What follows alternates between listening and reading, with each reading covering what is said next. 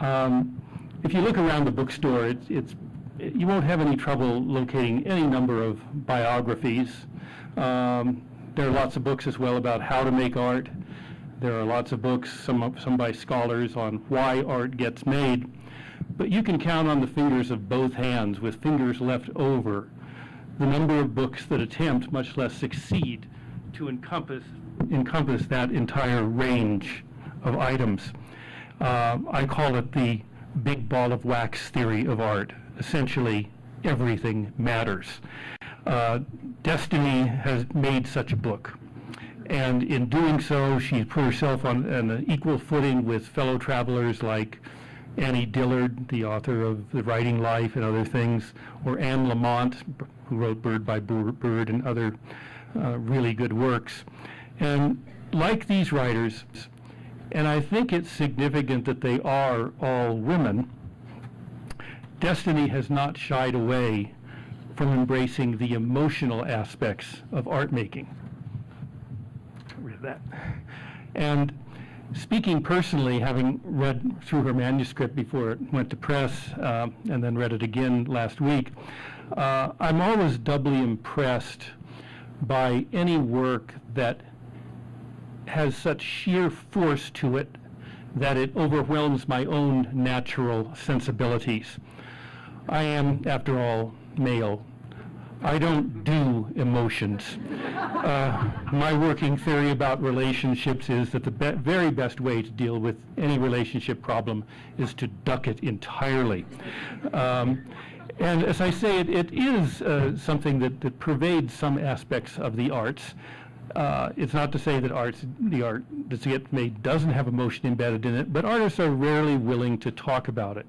I remember Ansel Adams, the photographer, was talking with someone. I was standing next to him, and Ansel has a very famous picture titled Moonrise Hernandez. And it's got this endless vista, and then a graveyard in the foreground stretching off into the distance. Then there's these mountain range in the distance, then these ghost-like clouds, then a black sky, and right in the middle of it, a big cannonball moon. I mean, the thing just reeks of symbolism and sort of pent-up emotion. But I remember someone coming up to Ansel and saying, "What were you thinking when you came upon this scene?" I heard this question asked more than once, and Ansel invariably would answer, "Well, I knew the moon was 250 candles per square foot, and if I took a meter reading of the shadows and did n-minus development and changed the lens on my camera to account for the focus shift with a triple convertible." Remember that story? Jan knows. And, you know, he would not admit to the psychological side, at least on the outside, at all. But I want to mention one specific thing here. Find my way down here. And that is that, and it'll be very evident when you read the book, that Destiny has been unflinching in her willingness to invest family history and encounters with friends and relationships in her work. And I have to say, just off to the side, I'm particularly taken with the stories about Destiny's mother, who seems to have been, I think, a truly heroic figure when viewed across a span of 2 or 3 generations. And you'll come upon this in the book, but I think her mother turns out to be the perfect exemplar of someone who is very similar to Destiny, but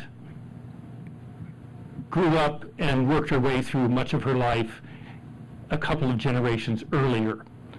And there was a time when women could be attempting the things that Destiny has, and slowly succeed, or more often get ground into the dirt.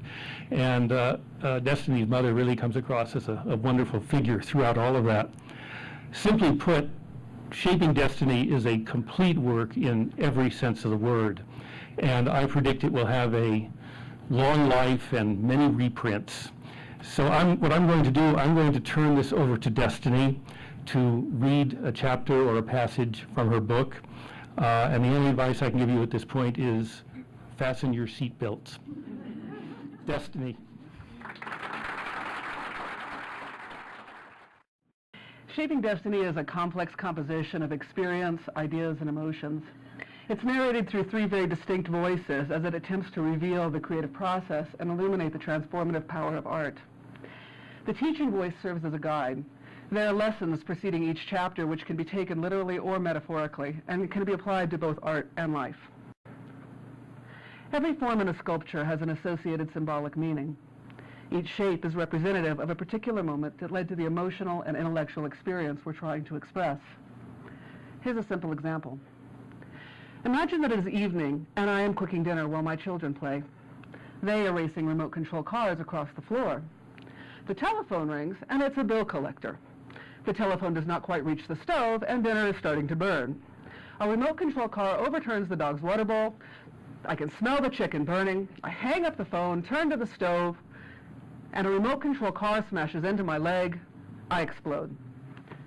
As I sculpt this moment of total frustration and irritation, I must include a representation of each of the events leading up to it. I must try to represent all relevant experience to honestly describe and express that moment. I have to flesh out my shapes and develop them like characters in a book. If I do not, the emotion will remain static and unconvincing. Chapter 9.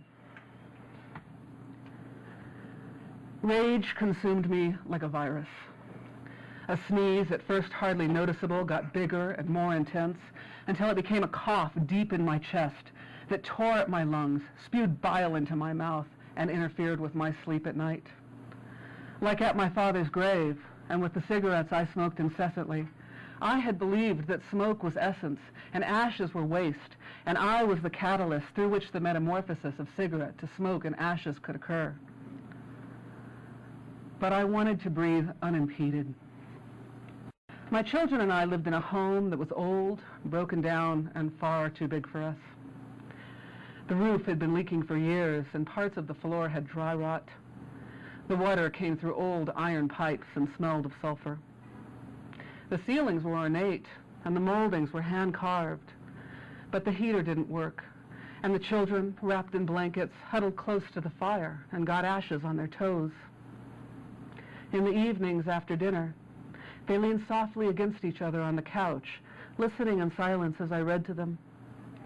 And each evening, they tried to stay awake so the story would go on, and they would not have to crawl into cold beds where mice droppings often fell through the lattice ceilings above them. I was pregnant. At first, I thought it was the stomach flu and ignored it, hoping it would go away. It did not. Jeff, the man I was dating, had never experienced the possibility of fatherhood. He was jubilant. He thought I would keep the baby and we would live together, raising his child and making art like some far-out early 70s song. He was wrong. I would not have another child. I could barely support the children I already had. I would have to work all the time or not work at all. I would be condemned to living with mice and dripping ceilings for too long. I would not have another child and be bound by circumstance to a man for whom I had no love. For the first time in many years, I was free to make my own decisions. I had ideas and possibilities for a different kind of life. I was going to live without conflict. I was not going to straddle myself between art and family anymore. Instead, I would live according to the dictates of my dreams. I could not be pregnant again with someone else's desire for me to be only what he needed. When I worked at the foundry, a piece came in that we nicknamed the Creeping Jesus. It was made by an amateur sculptor who wanted to preserve it for posterity, but didn't want to spend the money on either bronze or a rubber mold. He insisted that a plaster cast be made from the waste mold. Rick told him he would lose detail in the work. The mold maker explained that hydrocal, the casting plaster, is not easy to rework. The man did not care. He knew what he wanted.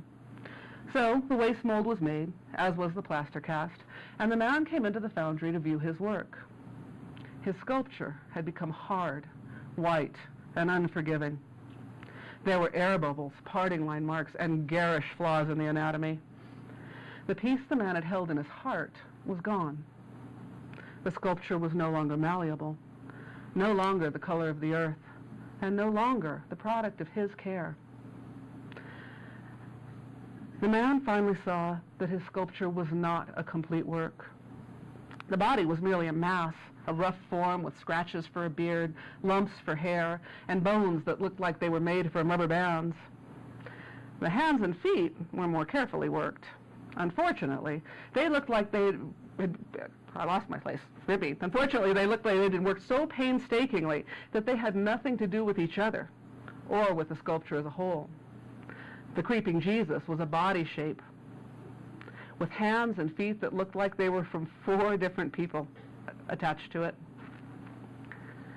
The man had lost control of his creation. He saw only what he was willing to see. And because of that, he was not prepared to deal with the consequences of his actions or the truth they revealed. He was in a moment of catharsis. He had never worked plaster, and the casting plaster we used was especially hard to manipulate. He did not have the skills to fix the mistakes he had made. To work the piece in its new form, he would have to acquire new tools, learn a new language, and begin a new process. He did not make that choice. It was easier for him to blame the foundry for destroying his art, and it was easier for him to remake the same sculpture again in clay.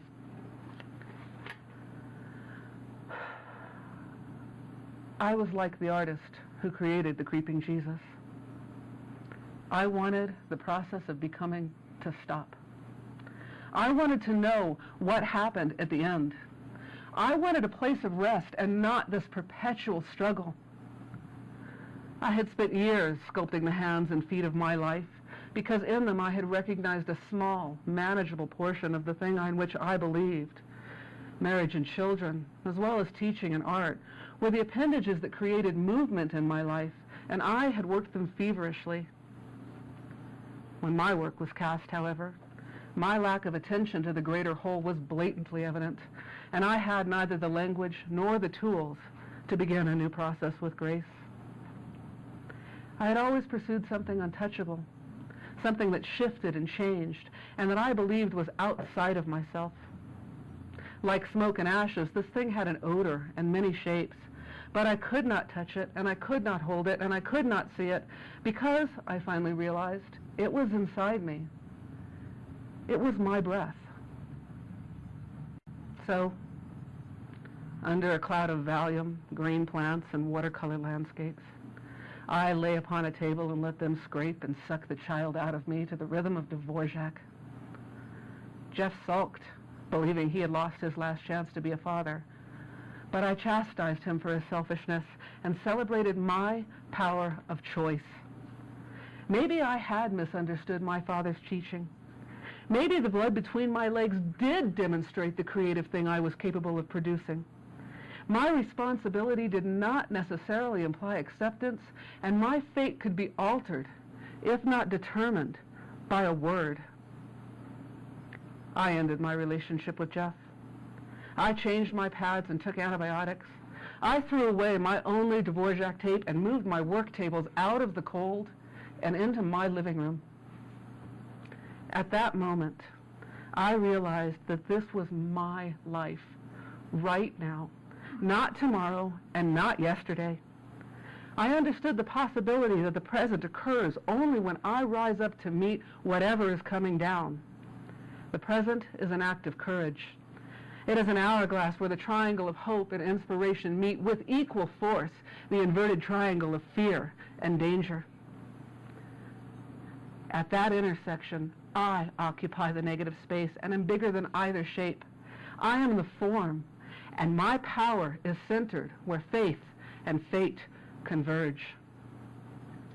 With this knowledge, I believed again in process. Thank you.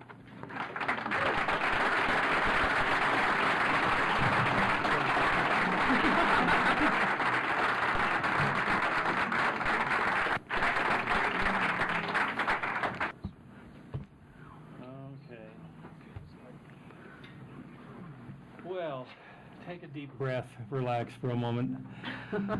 I'm going to turn this one away, or do you want me to stay here? Yeah, you don't need to. Okay. I think there are many threads to this narrative that we could follow, and I guess I really do feel like I'd like to take a breath and take up something not exactly superficial, but pretty far removed from all of that. It may or may not be known to those of you out there, but Shaping Destiny, the book, is self-published. And it is a pathway that artists have used for, well, since the invention of the printing press, I suppose. But in recent years, it's become much more possible and viable. And, but I'm intrigued. I think that artists are, depending on how you look at it, they're either perfectionists or they're just plain anal compulsive and prefer to keep everything in hand. All of my books are self-published, and it involves a learning curve with a lot of things that are unrelated to the art you're making, the other art you're making. So I'm just giving you time to gather your your wits here, because I'd like to ask, how did the decision to self-publish evolve, and would you recommend it for others? And at least with your toe in the water here right now, do you think it's working? This is my launch, so I have no idea. Buy the books, people. Actually, Ted, you were a huge inspiration to self-publish. I don't know if any of you know the story of how Ted and I connected, but 10 years ago, when I finished the first draft of this book, there really wasn't a genre for the book that Shaping Destiny is. And I racked my brains, and I talked to lots of publishers, and everybody had the same response. This is a great book. Who do we sell it to? We can't market it. Divide it in half. Make it one a memoir and one, the sculptural thing. And I refused to do that. It's intrinsic to the book, the way it's shaped. And so as I was going down the list of books that were sort of similar in some way, I came across Image Continuum Press, and I picked up the phone, and I called, and I said I'd like to talk to somebody about submitting a manuscript, and blah, blah, blah. And Ted was the person on the other end of the line, and Image Continuum Press was David Bales and Ted Orland. Yeah, and we were the press, it sounded pretty good, but we can say it in a high voice, but it's still us. So I was so obviously that didn't go anywhere. They weren't taking on young aspiring authors at that time, and it wasn't, for a lot of reasons, the right time to release the book. And I'm glad that I waited the time that I did. But when I got ready to start down this process, I tracked Ted down, and I emailed him, and I sent him this little thing saying, "Is this Ted Orland? Sorry if it's not. And do you remember me? We had this conversation about 10 years ago." And Ted was great, and he came right back and he said, "Yeah, actually, I do remember that conversation." And that was the start of hopefully a long friendship. And he was kind enough to read the book and give me the strength and the courage that I needed to put it out in the world by reading it, giving it a very thorough read and critique, and then endorsing it, which was huge for me. I chose to self-publish because I'm a businesswoman as well as an artist, and it doesn't make any sense with the state of the publishing industry right now to have a book published unless you really need the pat on the back and you don't know what it is to work harder than you've ever worked in your life. And I know how to do both. I don't necessarily need the pat. I have a lot of people around me who are supportive, and I am willing to do the work. So we'll see where it goes. Well, thank you. I asked that partly because I know to a certainty that everybody has a book inside them. It's like one of those books, Free Your Inner Volume 2 or something. It really has become a pathway that is much more viable. And we'll throw the ball out to you to ask some questions here pretty soon, but anything is fair game, and you may want to take up that issue. But coming back to something that's still a half step removed from the book itself, there is obviously a large intellectual component in your thought processes. Where did it come from? I mean, not that I doubt it. Demonstrably, it's there, but most people sit on one side of the fence or the other, and what makes Shaping Destiny such a wonderful book is that Destiny really has enveloped the whole thing with such completeness. But the intellectual component, I guess part of it is where did it come from? That's sort of a flip way of saying it. But also, I think one might ask, when does it come into play? Which is another question. You're making a sculpture, and I don't quite picture you standing back and writing a PhD thesis about what it means at the time you're working on it. What is the give and take there? Actually, that's not true. I was trained to be a I've writer. never been wrong before. Yeah.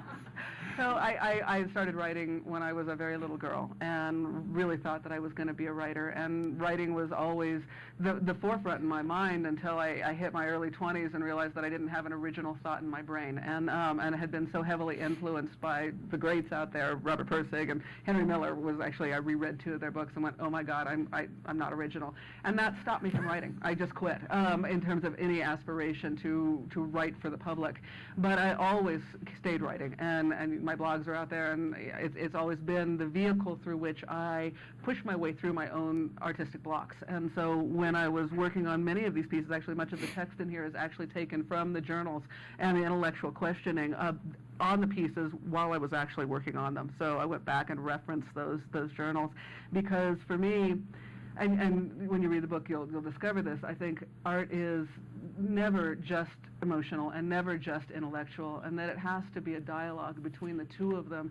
And when that dialogue occurs is when the magic happens and the thing starts to breathe, much in the same way that as humans, if we're just emotional or just intellectual, we're pretty dry, we're pretty static, and we're not real happy in life, we're not engaged. And so in coming to the book, or coming to my writing back and forth with my sculpture, when I would get to a certain place or feel overly emotional or overly sentimental, I'd hit the computer, and that would give me the ability to kind of take a deep breath and step back and think about the questions that I was actually asking. My work, doesn't come from, I think that's a pretty thing over there and I'd like to do it. When something inspires me to approach it, I come at it from a question. And, what does this mean? Why is this happening to me? How do I understand the nature of the universe? And those are the questions that I seek in my work, and consequently writing has always been a part of that questioning process.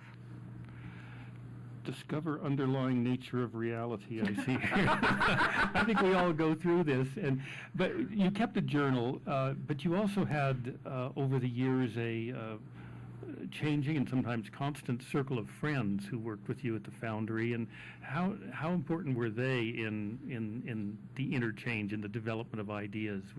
Critical. The people that I chose to include in my book were the people who had the most profound impact on me.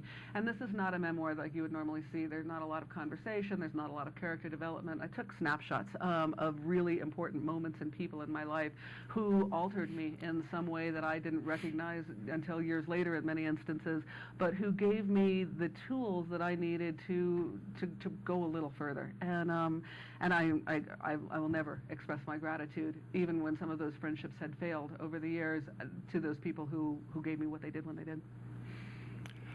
Well, I would dispute the thought that there's not a lot of conversation and not a lot of personal give and take in the book. It may not be a novel, but as art books go, it is intensely first-person singular. Yeah. And I've been accused of being a little self-centered. Yeah. So, and it's a virtue. I cultivate it. And I just have a couple of other notes. You can see how organized we are here. We sort of sat down this afternoon and talked about the possibilities. But let me take one deep cut into the material here and ask you, and you can reinterpret this question or reframe it any way you want to. How agonizing or easy was the decision to include family and personal stories in the book? Did you, I look at it from a standpoint of they're going to see what I said about them. That would be my first sort of superficial panic button that would go off, and then other things would probably come into play also. So was this just a natural process for you, or was it, or was there a lot of editing of the different drafts where you rounded off the edges or brought out the details? There are literally cases of drafts of this book where I put stories in, took them out, put them in, took them out. It's an interesting question, and I think probably the driving thesis of the book, if you're not willing to examine your own life honestly, then you're never going to transform it. You're always going to stay stuck repeating the same processes. My parents, my mom, wherever she is in here, hopefully she's in here somewhere, and my dad were emphatic, raising me that art has to be honest. And if you're not willing to be honest with yourself, you have no right to try to go out and make art that is going to hopefully inspire anybody else or move their lives forward. And it was really intense to make that choice. And there are a couple of chapters in the book that are very deeply personal and very hard. And I credit my mom back there with coming and with being willing for me to share these stories and having the courage to hopefully inspire people to make choices that she and I, not to make choices that we did. And I will never express my gratitude to her enough for that, and for her courage in supporting me and being as honest as I was. I think we are so shaped by our family, and that we spend our lives in reaction to them one way or another. And we struggle at adolescence trying to find our own voice and be an individual in the world. But then all of a sudden we raise our children and find our mother's voice, channeling through our mouths, and you say, where the hell did that come from? And we're not really conscious of that. And I think that we have to choose what we want to embrace in the way that we were brought up, not only in terms of our immediate families, but also our social context. And then we have to decide what to shed and how to shed that. And for me, that was a very big part of my journey. I was brought up in a very art-focused, art-centric world, and then left it completely and married middle-class civil service worker in Boston. What the hell was I thinking? And my attempt to find my own voice, I rebelled and didn't recognize it as such until I was trapped in it. And so for me, the process of self-determination, I think, started with going back into why I'd made those choices and recognizing that these were my choices. I wasn't the victim of anything. I put myself here for a reason. So why did I put myself here? And that is what the book is about. That's the story of it, is that examination of myself, my family, my history, my circumstances, our tradition, over the last several thousand years, as well as, as a desire to get my hands on it and see what was real. So I think that answers it. Yeah. We could go on forever, but I think I'd like to toss the ball out to the audience here briefly, and then we'll probably break and do something entirely different. But are there any questions, observations? And there's somebody. As artists, we are shaped by forces that we do not fully understand, and I admire you for looking at your family relationships and seeing how that shaped you as an artist. For some of us, for whatever reason, that was not possible, or we did not pursue that, but it still shows up in what we do. Absolutely. And it's just as viable and just as powerful. We don't understand. We just don't understand the dynamics of it. I guess that's more of a question. Are both processes I think that's a valid? great question. For me, that my art is my process of discovery, and I go into something. I have one of my favorite sculptures, that I've done over the last number of years is called in Time, or whatever it is called. I can't remember it right now.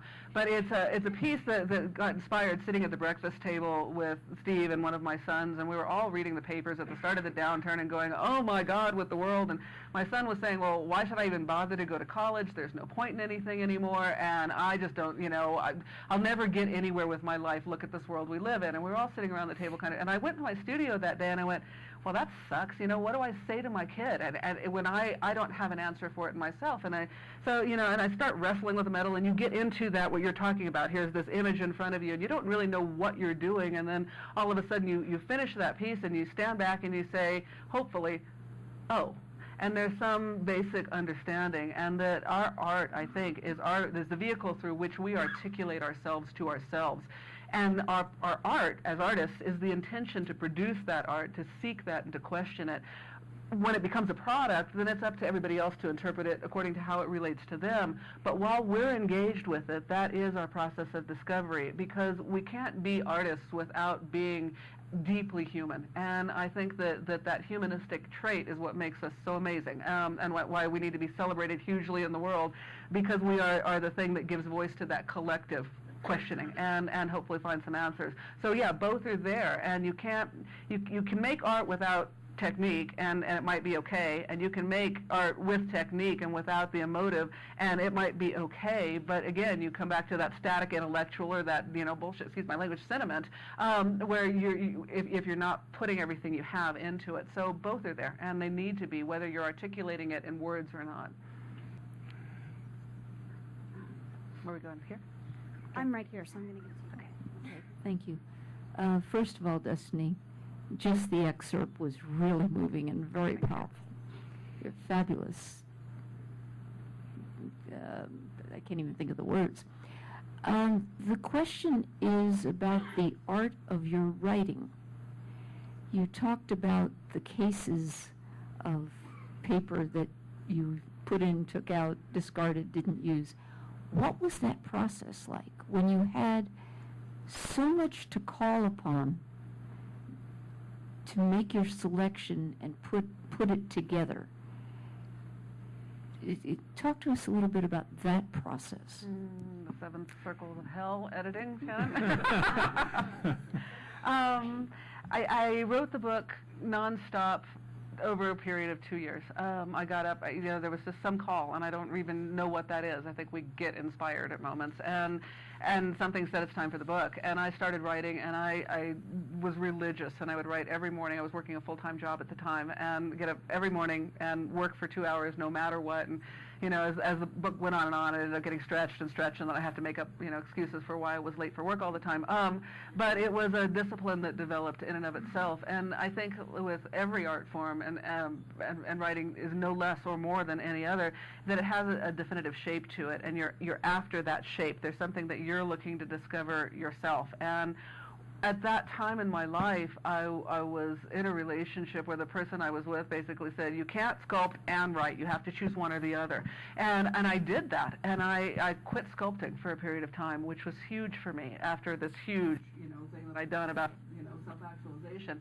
I let myself do it again, and I think the book was a cathartic process for me to discover why I allowed that in my life yet one more time, and what that meant to me. And I think I had to put to bed a lot of the stuff that had been tumbling around in my head over the years through the death of my father and all the different things that we had wrestled with as a family, before I could move on. And the book was the vehicle through which I did that, and I didn't know exactly what the form would be. I just knew that there was a thread that I was following, and the thread had to do with, arguing blindly in my head against existential philosophy and living in the moment of my hands on the clay, and what do these two things have to do with each other, and why am I here now at this moment of angst in my life? Why can't I get this process to stop? Why can't I get where I want to go?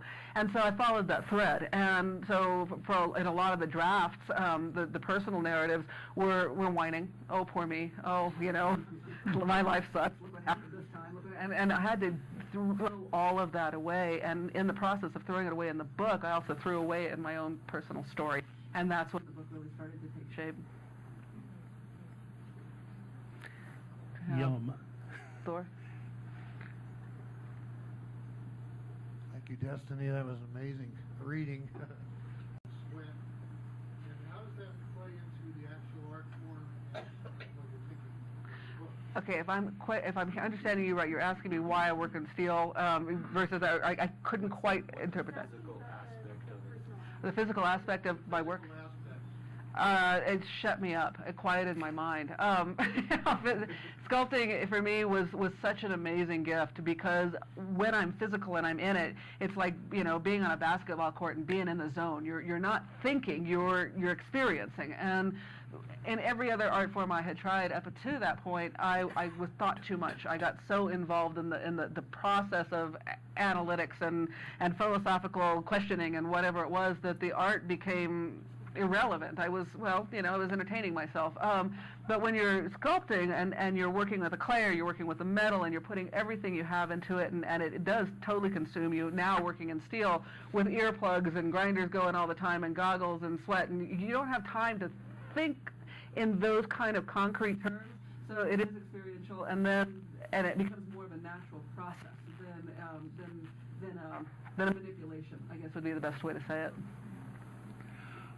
I think this would, one more question, and then I think it would be a good time we stretch our legs. And sign books and things like that. But there was a hand up over here. First, let me say thank you. This is quite wonderful. Thank you. I'm interested in hearing you speak a little bit about private-public difference.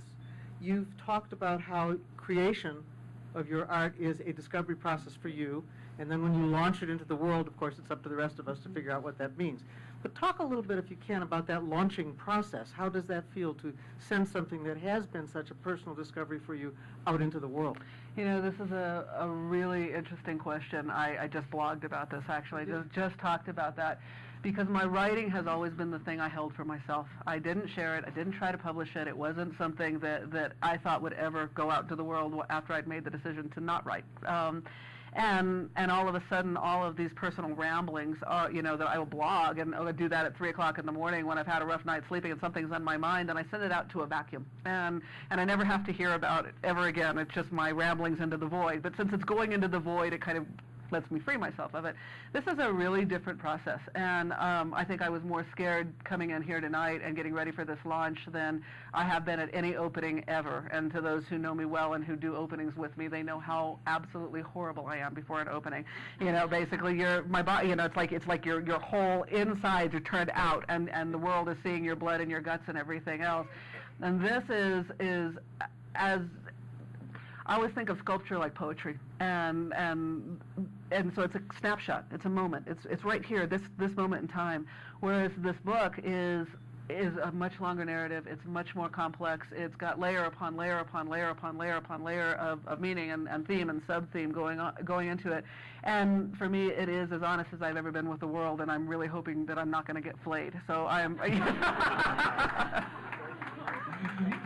Thank you. And thank you all for coming, really.